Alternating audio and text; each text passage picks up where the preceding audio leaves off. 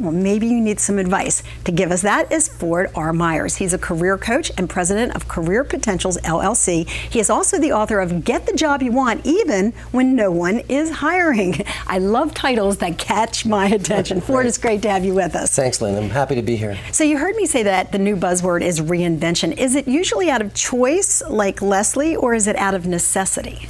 Well, it's really both. I mean, there are so many people who these days are affected by the economy, the job market, and are being forced out of their positions or being even forced out of their industries in some cases.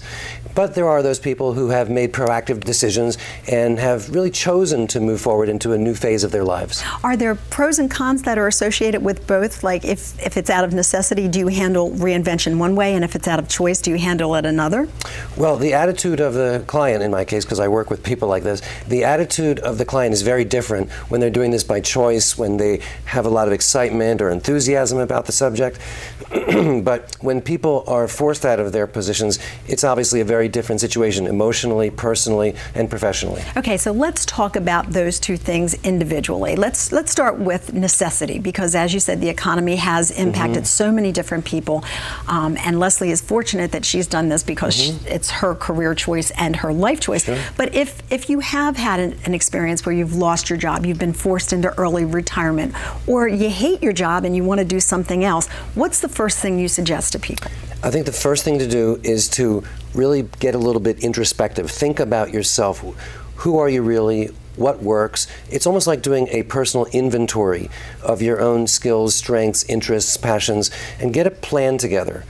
Work with a coach or not. You can even do it perhaps on your own or with a friend, and try to develop a plan that you can use going forward. The worst thing to do is to just go about this in a haphazard, willy-nilly fashion. Right. Well, you really need to sit down and think it through and develop a plan. So it's like anything, I was just going to say, it's like anything else, you need a plan.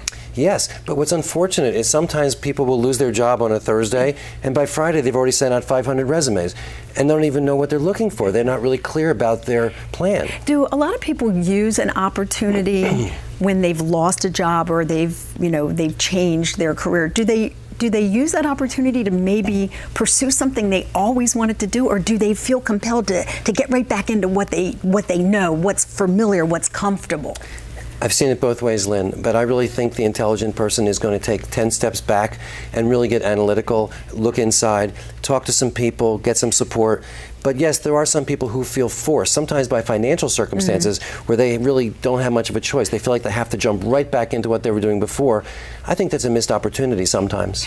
And I've seen people reinvent themselves and go into new fields, new industries, and they might have to start a little lower, but they quickly move up, they get back to where they were, and because they're so passionate, they can actually surpass the levels they were at before. Now we talk about doing something out of necessity. What if, like our personal story here, you have the option to reinvent yourself by choice? Do you approach it differently? Yes, I think you do, because again, there's a lot more energy and enthusiasm, so it's almost like you're unstoppable. A person who has an idea like Leslie's and a person who reinvents themselves by choice, they have a whole other energy about them. They gather resources, they do extensive research, they get support, they borrow money perhaps, or they do whatever's necessary. They're just unstoppable. You know, it's a whole other energy, and they're a lot of fun to work with people like this, because you just can't stop them. They're so energized and they're so enthusiastic. But you know, a lot of the professionals who I work with are experienced business people, professionals in all walks of industry, and they're smart. They know how to make a plan. They know how to get the resources and the help and the support they need, whether it's an accountant, whether it's a financial planner, an attorney, a career coach, could be a real estate professional, whatever is necessary.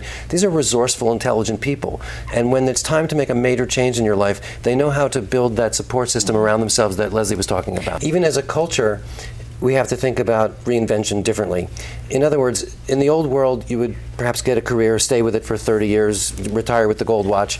You know, we live in an entirely different world right now. Unless you've been living under a rock for the last 20 years, you know that all the rules have changed. Right. So reinvention is a theme that's very, very popular and common today in conversation.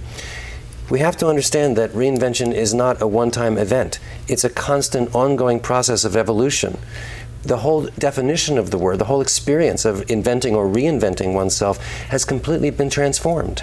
You have paved the way for us to find a way in that new world to reinvent ourselves. Ford Myers, thank you very much for being with us.